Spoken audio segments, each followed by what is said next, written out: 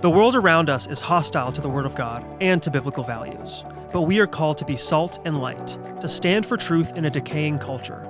We are not called to run from the fire, but be willing to step into the fire. God has placed you at this time in history on purpose and for a purpose.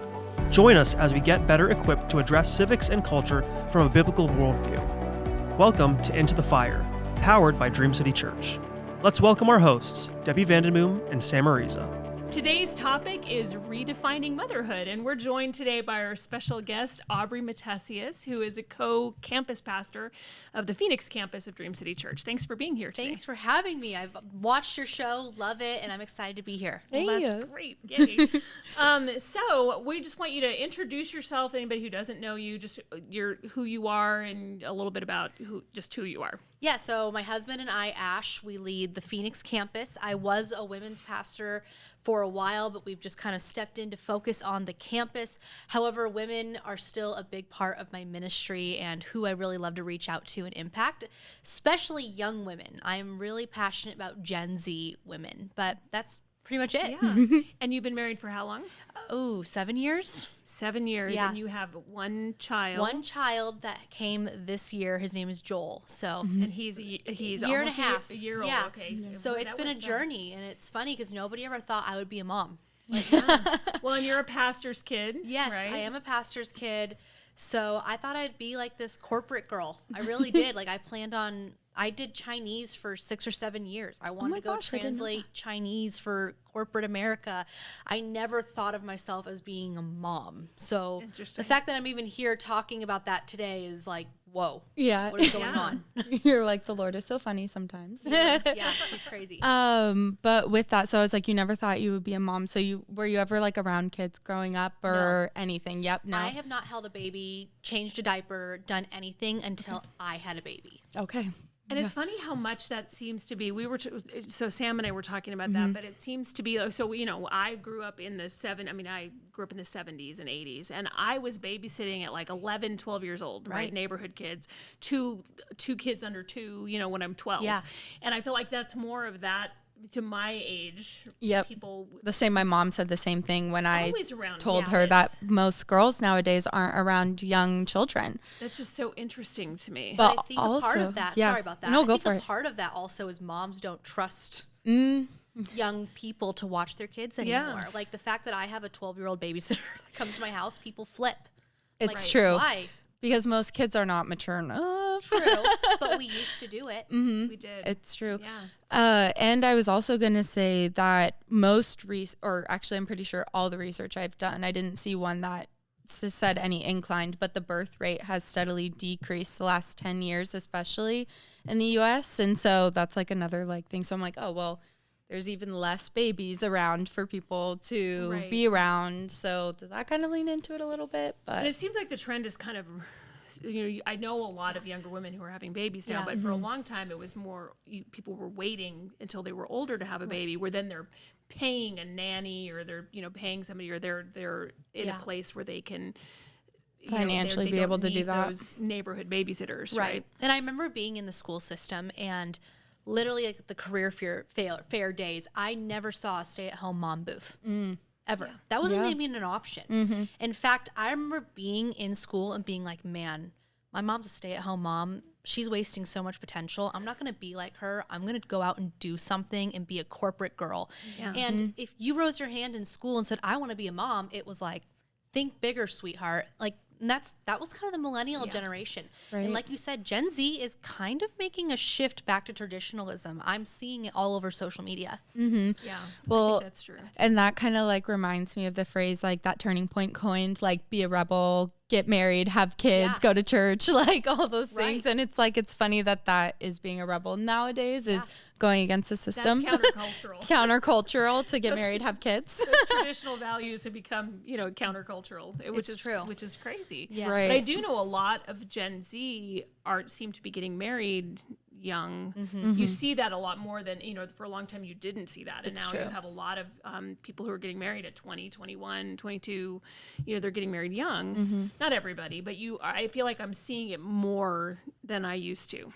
Absolutely. We're seeing it here at our church for sure. Yeah. Yeah, the bounce back. Well, and I think something you mentioned before, which kind of leads into like growing up at Career Day, you didn't see like a mom's booth, but even like advertisements that you're shown, or like how social media can be curated to you, can be very anti-mom, anti-motherhood. Yeah. Can you share some of the things like that either you've seen for what's going on for people who don't know? Right. Well, my whole childhood, there was actually a season when there wasn't social media.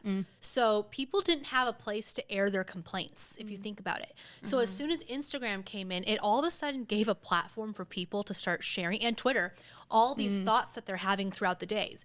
Stay-at-home moms are lonely. I would imagine that they were posting, gosh, this is miserable. I hate my life. And big TikTok, Instagram, Twitter influencers started to gain a following of other moms, and it almost became like this snowball effect of complaining.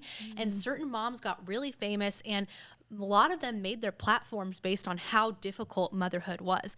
And so what they didn't understand is young Gen Zers watching these millennials were like, holy cow, that's miserable. I want nothing to do with motherhood. And then when I finally did become pregnant, it's like TikTok, the algorithm knew that I was pregnant. And it started sending me these videos where it's like, my postpartum depression is terrible. I just want to prep you guys ahead of time that you're going to feel suicidal. You're going to feel all these things.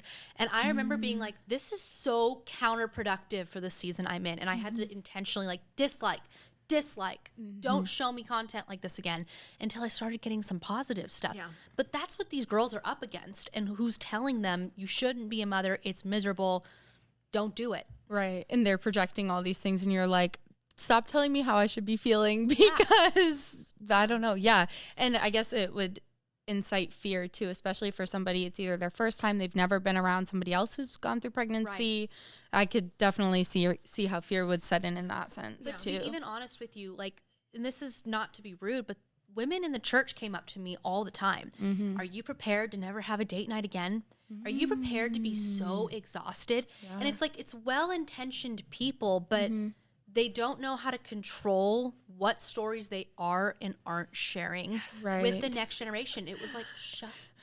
You're like, please. I'm already scared out of my mind. Right. I need to be encouraged. Yeah. Right. I don't need more scary facts and birth stories. Ew, back off. Even us as women need to try to. Yeah, I agree. That's a big pet peeve of mine. It drives me crazy. I'm like, no, don't. Yes, there are things that are difficult, but this is there's nothing like it. I wouldn't trade it for anything. Absolutely. And even those difficult things, we can talk about that a little bit more later, but that selfish versus selfless, and that, I think that's another side of all of this too, with the social media and just with the generations, is creating these, it's all about me, right? It's the self-care and the, all of these different things that you have to, everything has to be about me. And so parenthood, motherhood is the opposite of that, right? It's about being selfless and about raising another person and putting someone else's needs, which is also biblical, right? We're supposed to prefer and be concerned about other people. Right. That's a very biblical concept just in general, even not talking about parenthood. Yeah. But the world had become so self-centered, and everything had to be what I want, and it needs to be instant. And so parenthood is very contrary to that. Yeah. And so then again, it's really easy to get into this, oh, well, this is terrible because I can't do everything I want to do all the time when I want to do it. And, because I have a child that I have to take Which care is of. also such a lie. Right. I had a kid, and in the first year, we went to 2 countries in Europe. Yeah. I traveled more in the first year of my child's life than I had my entire life. Yeah. You can do it. Yeah. And have you guys heard of these dinks? They call them dinks. Double income, no kids. So 2 people that come together, it was like a social media phenomenon called dinks. And pretty much they were like, we're living our best double income, no kid life. So that was the selfishness, and they made that look so awesome. Because it is awesome not to worry about anyone but yourself. Then I also wonder about what they're going to be like when they get old. Yeah, that's what I was They don't have anybody. Exactly. Yeah. It's very lonely. You think about older, some of the older people in our church, right? It's like kids and grandkids and great grandkids, and you've got a community that's built in there that you don't have if you don't have children. Right. But also, with that too, so I got my master's degree when my first 2 were little, right? I got a master's degree. My second child turned a year old, and I had finished my master's degree with 2 little kids. Yeah. So again, you can do, if you make things a priority, it doesn't mean that you are not doing anything. Right. Now, there were seasons where I did, I pulled way back and I didn't do, my schedule right now is a lot crazier than it was, outside of the home than it was when my kids were little, because I made that.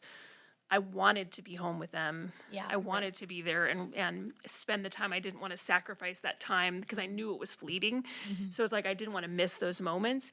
But still, there was a lot of, and again, I took my kids with me, right? So my kids grew up going down to the Capitol, sitting in on stuff.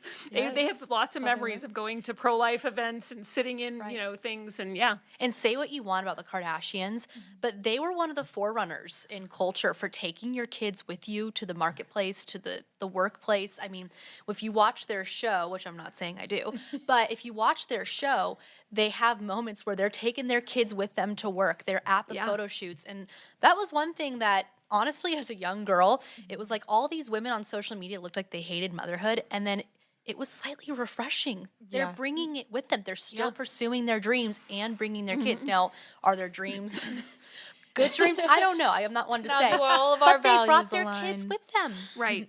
Yeah. Yeah. Well, even like Elon Musk and, his kids, you do see It's that. refreshing. It is refreshing. I agree. Micah and my oldest daughter, we were talking about, she said it was so nice to see little kids in the White House, right? With J.D. Vance and Elon Musk, and they're bringing them their present because people have little kids. Yes. They exist. It shouldn't be a world devoid of that. Yeah. You see them, and then they learn how to be in those places. Yeah. I mean, like I said, I had mine, sat in on things at the Capitol with me and took them, and they helped. Like you've talked a lot about that, going with your parents to the Dream Center and serving and volunteering, and you do that with your kids. Get some life experience. You're getting a benefit, and it's teaching them valuable lessons as you do that too. Yeah. Yes. Yeah. Yeah. Something that I thought about was that because so many young girls aren't probably around kids growing up, and I guess it's just the unknown of like what's around motherhood and pregnancy and everything.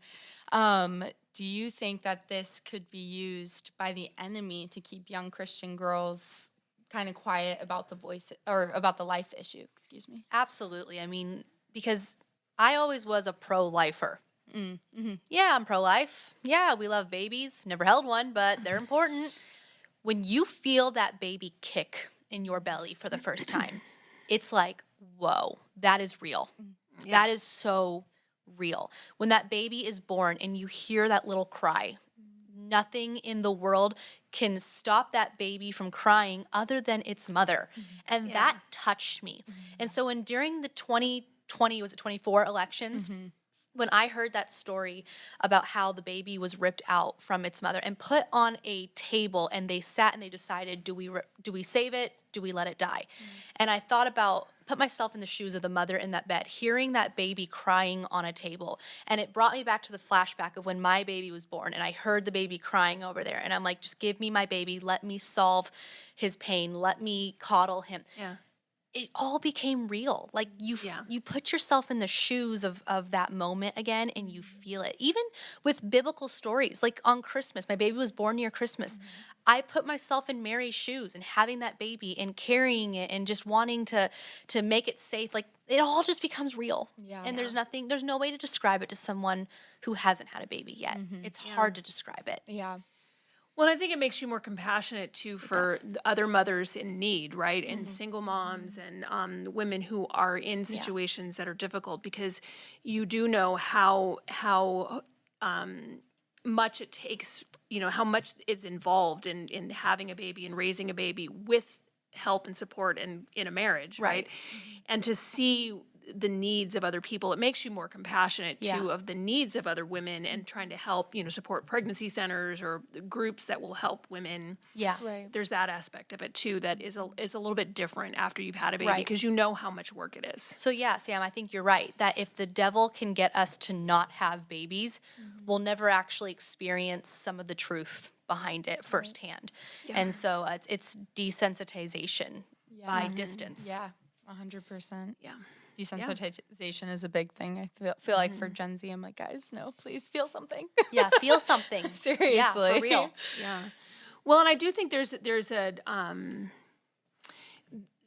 we've talked about this before, but Gen Z, I feel like in a lot of ways, they really want that authentic connection with people, and so you do see that that desire to have authentic connections with people. And you were even talking about when we had our meeting beforehand about other women in the church kind of rallying around you and helping to be a support for you. Can you talk a little bit about that? Yeah, my parents are busy. I mean, and there's nothing wrong with that. They raised us. They, sent us on their way. But when they did that, now it was like, okay, now we've got some things to do. And so they're out doing their thing, and we started to have babies, and the women in the church just saw the need and came around us and supported us and linked arms. And there were many nights, like, I have a baby crying and it won't go to sleep, and I'm calling a woman in our church, like, is this cruel to let the baby cry? What do I do? I'm so scared. How do I know if the baby's crying or just whining? I mean, like, all the questions, and be able to call somebody up at night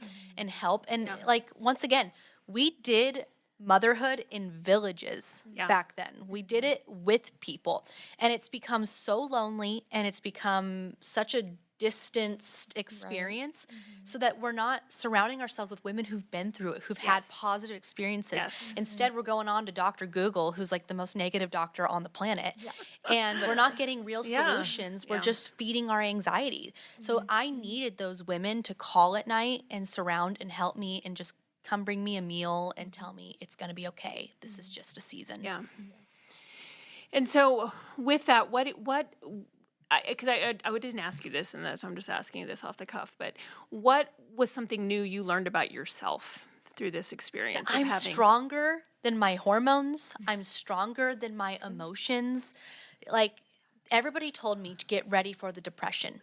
Get ready for it. And honestly, there was a season where I dealt with like debilitating depression. Like, it got scary.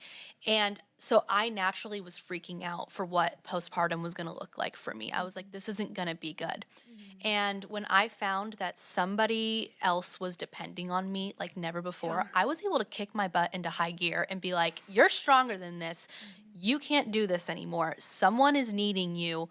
Don't even think that way. Like, you've got to take care of this, because once again, it's not a selfish mindset. Like, it's about somebody else, not my own anxieties and fears anymore. You throw that to the side when you're thinking about other people. We have too much time to think about ourselves if we're always anxious and fearful. Right. That is so good. Well, and I was like, and I remember you saying, like, even like your body kind of just naturally like went into like motherhood mode. Like, it did. Yeah. Like, when you see that baby, I remember 30 minutes. They said the baby's going to be here in the next like 30 minutes probably. Like, I'm like, I turned to my mom and I went, I don't want to do this. I don't want to do I can't do this. And she goes, sweetheart, it's too late for that. And so I'm panicked, like, knowing this baby's going to be here any second. I'm like, in the hospital, like, no. Can we take this back? Can we take this back? I'm not ready. And when I hear the cry, it was like, I've got this. Biologically, like, everything shifted in that moment. It was go time. The fear of nursing, the fear of how to even I've never held a baby. How do I hold the head up? It just clicked. Biologically, we were made to do this. You'll get it. Yeah, I think that's so good. And I love what you said about it, because I really feel that way. So I have 4 kids.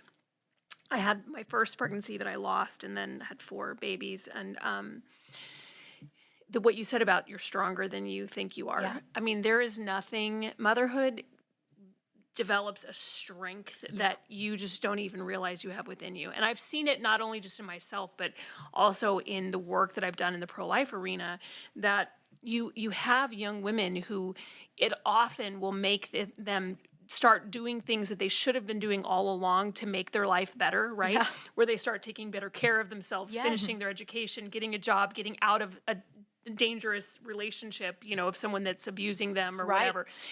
This is one of the things that we see sometimes when women will flee trafficking or flee up in Colorado City, where they leave because of their kids, right? When you have someone else that's dependent on you, that's completely helpless, it causes a strength in you that you can go through, all kinds of stuff, and limited sleep, and all kinds of things that are just because you do go through seasons where you don't sleep a lot, but you we're up to it. Yes. You don't think that you are beforehand. You know, when I was a kid, I would sleep and just sleep really hard. And then it was like, you're awake and everything.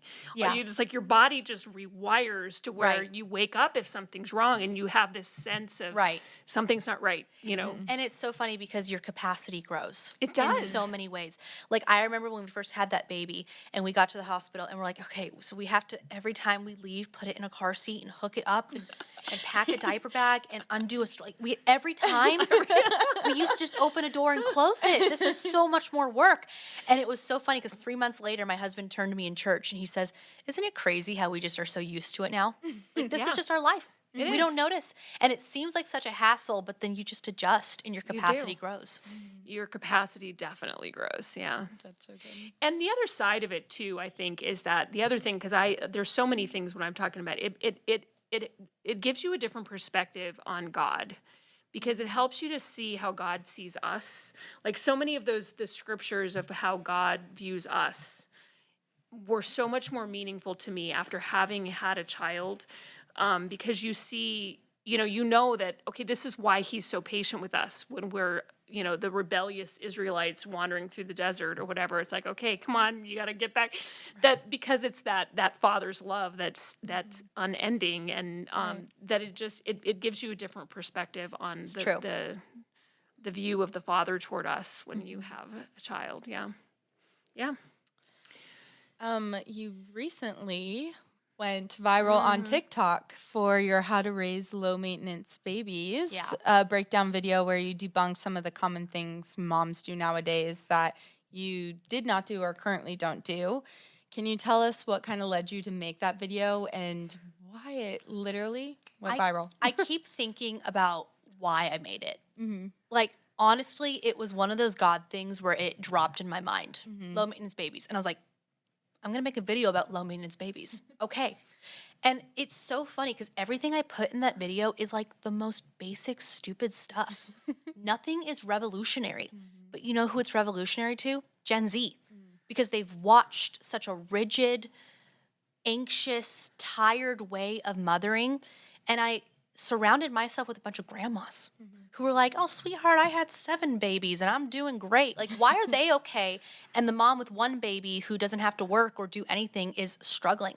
And it's because they didn't overcomplicate things. So I pretty much just went through like the basics. Don't overcomplicate bottle feeding. Don't overcomplicate sleep time. Like stupid stuff.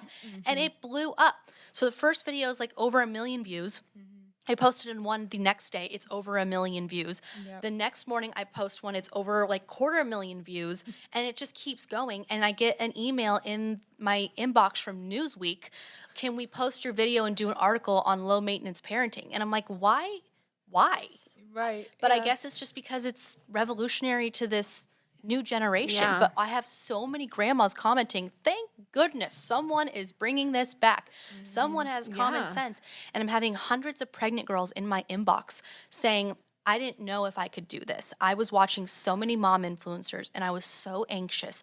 I feel confident I can handle this now. So it's just bringing it back to the basics. You don't have to be a slave to motherhood. Enjoy it. You don't need a bajillion things to make your baby happy or alive, right? Like the baby industry. And I was seeing like some of the comments of the moms being like, oh my gosh, thank you for telling me I didn't need that. Like I'm taking it off. Right. Yeah. Which was it's so true. And this is one of the struggles that I had with not really a struggle, but it was just a kind of a constant thing with doing in pro-life, because I run a pro-life ministry here and helping young women. And it would be like they would want to give all of these things to. I'm like, no, they don't need. There's like 5 things that you can't live without when you have a baby, and the rest of it you really don't need. You don't need a changing table. You can lay that baby anywhere. It's true. I've changed the baby in the front seat of the car, and like anywhere, just literally anywhere. You just lay down a blanket and change that diaper and go. Well, imagine the anxiety of someone who's buying it all themselves and they have nobody to throw a baby shower. That's just one more thing to be anxious about. Like, how do you afford an $80 bottle warmer? Right. You don't need the bottle warmer. Yeah. The baby can drink any temperature. Right. Or you go old school and you heat it up in some warm water if it's too cold. Like, you know what I mean? Even if you we ran the sink and just held it under the sink. Right. Exactly. Yeah, simple things. Don't overcomplicate it. And it's more than just that. It's everything these moms are overcomplicating. They can't leave the house. They can't figure out sleep time. Their babies are in the bed with them till 9 years old because they can't set bounds. Like, I'm going into murky waters here, I know. But that's the reality of where we're at now. Yeah. Well, and that's why we need people kind of stepping up and being like, actually, it doesn't need to be this complicated, because then I'm thinking about their kids, and then it's like the next generation of kids, and how are we impacting them? Well, and it's like this holier than thou false humility thing of like, I'm the best mom on the planet because I make it miserable for myself. Like I go so above and beyond and make it so rigid and difficult, and our sleep schedule is so perfect, and it's like they're miserable doing it. And the babies don't turn out any better or worse. Like, your baby is actually going to be better going to the Capitol with you and missing a nap and seeing a world experience. Like, I don't know. That's just the way I view motherhood. Yeah, no, I agree with you. I mean, I was that way with mine. I just schlepped them with me all over the place. And, but then, too, they could sleep anywhere. They can. They would just go to sleep when they were tired. They could take a nap in the stroller, take a nap in the car, 100%. do it, whatever. So again, if you are, and I think I remember having a conversation with you about that when You're you one were of those pregnant. women I surrounded myself with. What do I do? Because I was like, it's fine if you want to do that, but then just understand that means you have to be at home every night at 7 to make sure that they're in bed. Like, if that's the life that you want and that works because of your work schedule and you need to make sure that they have this really predictable schedule, then great, do that. But just be aware that then that means that you have to do that all the time. And again, just like with the bottle warmer, or those things that you do, even the ones, that are handing the little kids the iPads, there's a whole bunch of research on that. We didn't talk about that, but there's so much research now about like the iPad babies, right? That then they can't pay attention in school, and they can't because they have to be stimulated all the time. And those first couple of years of the and even the blue light in their eyes and their brain, it changes their brain development. Like, there's so many different things. As you guys are speaking to me, I'm like, oh shoot, I need to hear this episode. Help me. Well, maybe we'll do one on that. Well, but again, it's like, okay, if they cannot pacify themselves without that, right? Or there is some research too about it rewiring their brains because they're seeing these images, and then they can't. It affects their cognitive ability because of that. But so it's like there's just everything that you do when they're little, it affects. And so the more that you can make things simple and go back to. Well, Mom commented on my social media, don't give them anything you're not prepared to do forever.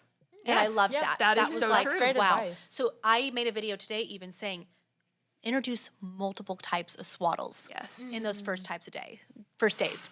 Like, make them versatile even in the sleep and what they're sleeping in, so that you're not stuck to one way of doing things. Make things easy on yourself. Bite the bullet and train earlier than later.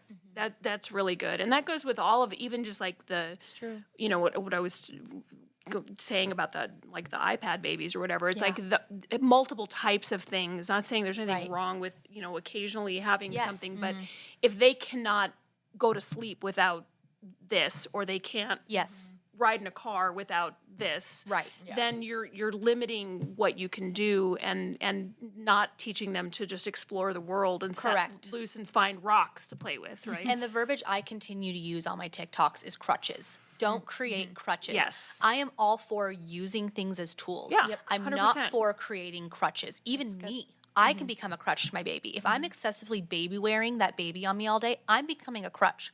I'm not teaching a child how to be independent and have independent play. So it's crutches. Yeah. We can use things as tools, but what are creating crutches? Right. I love that about, whatever you're prepared to, they have to have it forever. Yeah. Yes, that was such a great comment. Yeah. So safe. Yeah, no, that really is. It's true. And again, a lot of this is just old school. It is. Right. Back to the basics. Parenting. It's not revolutionary. It's not. And that it seems like there's a lot of that going on with Gen Z, where it's going back to some of the, again, being a rebel and going back to traditional things. Going back to tradition. It's true. Their we parents have didn't to teach go them. back and learn. Like, I even think about, like, simple as cooking. right? We didn't get taught. We didn't have cooking classes in high school. Yeah. No, Our we grandparents did. Or child development classes. They had to take those development. babies home, remember? Yes, yeah. I didn't have to We do didn't that. do that. No. Right. Ever. Yeah, we barely Yeah. had U.S. government, and I don't even think the kids after me took U.S. government Well, and there to was graduate no, high I mean, school. even just recently, there was a thing where they were trying to do like fetal development in Arizona and make it a law, and the governor vetoed it. Oh, So it's like, you don't, no fetal development, no child development, so that you aren't learning don't know. about how babies work. Yeah. I mean, I remember even in some of the schools, I don't know if they still have that or not, but where there would be like a preschool in the school, and some of the students you could take a class and learn how to do childcare in the school. that is not They around used anymore. to do that. Yeah. There used to be those schools where so then it was like a free or cheap preschool for parents to drop their kids off, and students could then learn that child development, training in there, and they had that. It was like a great, those kind of things. They're really few and far between now, where you're learning that. That was one of the things that I loved about Stars Camp. I don't know if you remember the little. They had like the baby thing where they would did. have the dolls. Of course, I never took that class. You never took that one. I avoided that. I Mine took SARS. lived in that class. My kids, but where you had to give the baby a bath and change the diaper. It was like a doll, And they did those kind of things, but those are really few and far between. They are. Yeah. It's not a thing anymore. And I think it's something that we could look into bringing back some of that stuff and teaching kids to, It is. Well, and maybe this is controversial, but giving that young girl a chance to hold your baby, giving that young girl a Yes. chance to watch you change a diaper. Like, Yeah. I've brought a lot of young girls alongside with me now that I've in this journey. I'm like, watch how I do this. Come here. Look, do you want to hold him? Do you want to hold the newborn? yeah, Like, no, I think that's great. and I hate this trend of nobody touches my baby. I hold my baby. Nobody comes see me when I'm home from the hospital. Like, it's not all about you. It's Yeah. such a selfish way to like see your journey, that it's all about you. Let people come in, let the family enjoy it, let people from the church, because it's a shared experience that's impacting multiple generations. And they do need to see that positive, Yeah. they do. that positive view Interaction. Of, yeah. Well, I can't help but wonder if someone would have let me hold a newborn, Yeah. what it may have done for me early on. Yeah. I just never got to experience it. Yeah. Yeah. So good. Super interesting. Awesome. Anything else? No, that was my last. Yeah. So I think that if you want to share any of that, we can add it into the show notes when we do that. And yeah, it was such a great. We're so glad that you're. Thank that you. This was came an honor. on. Yeah. Thank Such you a so fun much. And a young voice for the moms. right? Yeah, Thank it's you. great. I appreciate Well, it. and you do see that trend of going back to, because how old are you? 27. 27. Yeah. Yep. So a lot of young women in their 20s that are trying to figure out how to go back to that old school way of parenting. Well, right. And it's like they had to do so much propaganda to tell us stay-at-home moms were oppressed. Yeah. You know who's Yeah. oppressed? The man who's working behind a computer all day, 9 to 5 for a boss that cares nothing for him. Yes. I'm oppressed going to get coffee in the morning and go to the mall. Are you kidding me? Right. I'm not oppressed.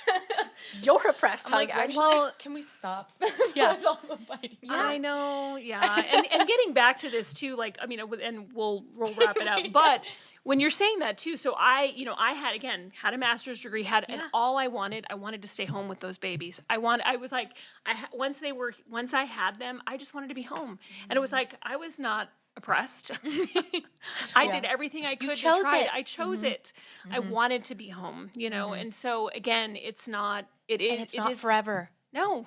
That's the issue, is it's not forever. All these girls think like this is going to be my forever, stuck at home all day. No, it's a short season. So when you tell yourself it's a short season, enjoy it while it's here. Yeah. You actually do pour yourself into it more and say, someday I'll be back in that marketplace. But for now, this is all that matters. Yeah. For now, my place is here. Yep.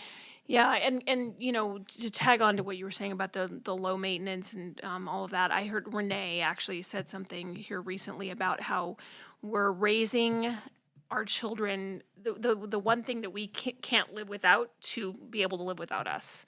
And so it's like all of those old school sort of parenting things, we're raising adults. Yes. We're trying to, it's not just the short term. A lot of the baby industry stuff is short term. Yeah. This is what they need right now, but it's not thinking long term, and the way God wants us to see children and generations is that long term. Am I creating a decent adult that can function in society and be helpful to other people and take care of themselves and know how to do things.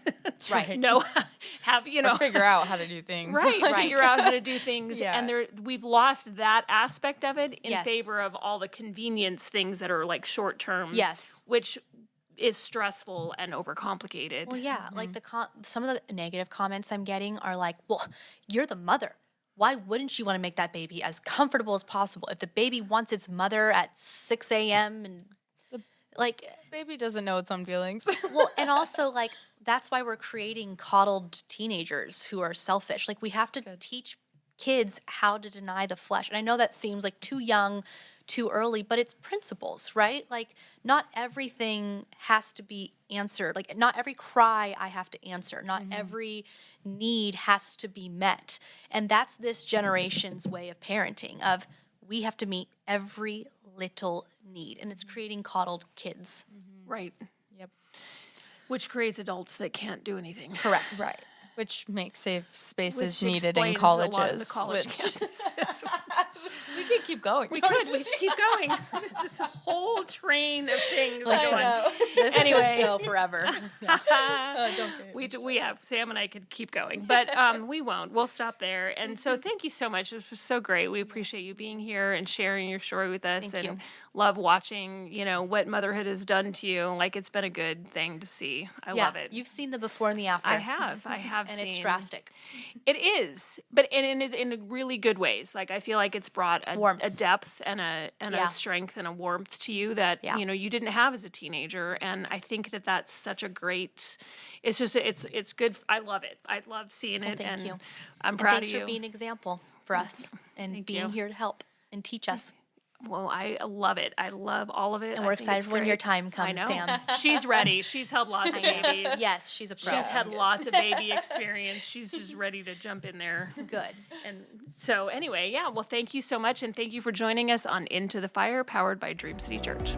You can listen to this podcast on Apple and Spotify and follow us on social media to find all the info on the show notes. To learn more about Dream City Church, visit our website at dreamcitychurch.us. Thanks for listening.